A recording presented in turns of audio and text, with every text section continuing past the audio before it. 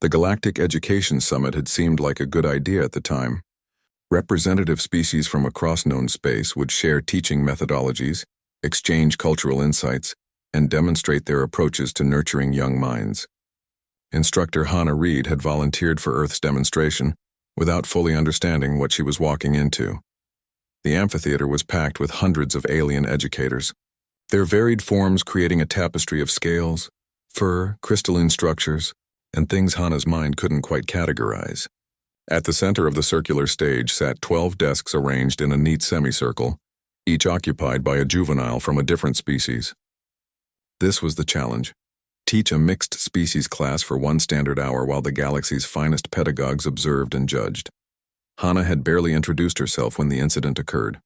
Cub Varn, a young Krell from the predator clans of Theta Serpentis, had been eyeing the Falarian grub child beside him with undisguised interest. The Krell were apex predators on their world, four-legged, covered in midnight black fur with bioluminescent stripes that pulsed with emotion, and possessed of retractable claws that could shred duralloy. Even as cubs, they stood nearly a meter tall at the shoulder.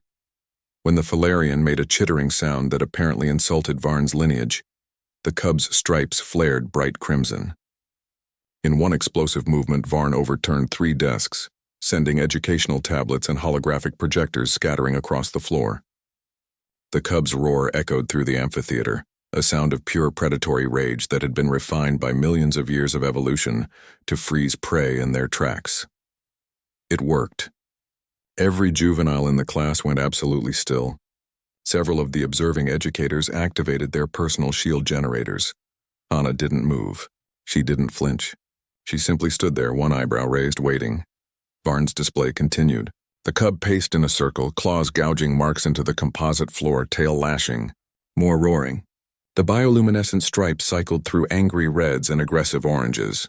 In Krell culture, this was a dominance display. The appropriate response from a rival was either to submit or to answer with violence. The appropriate response from prey was to flee. Hannah Reed did neither. She simply pointed to the corner of the room. Her finger was steady.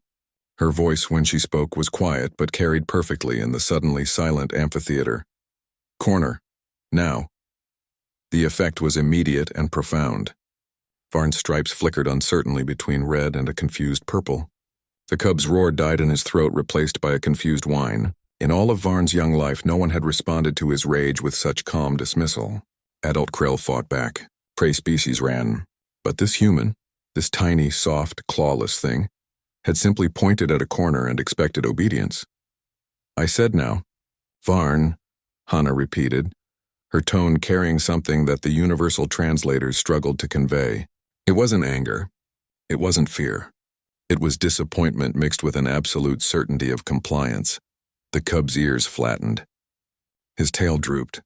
And then, to the utter astonishment of every being in that amphitheater, Cub Varn walked to the corner and sat down.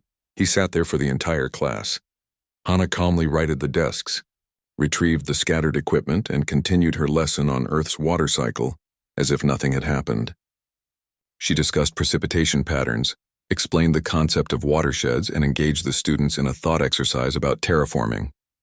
All the while, Varn sat in the corner, occasionally glancing back with those large, reflective eyes, stripes pulsing a subdued violet that the Krell observers recognized as shame.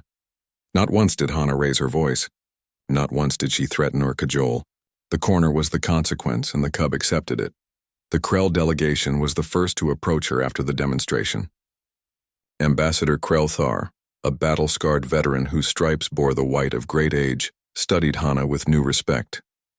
Instructor Reed, his translator, rendered the growling speech into flat standard. I must understand.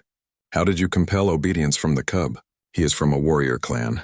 His sire is a fleet commander. He has been trained since hatching to show dominance, never submission. Hannah smiled, the expression somehow both warm and terrifying. I didn't compel anything, Ambassador.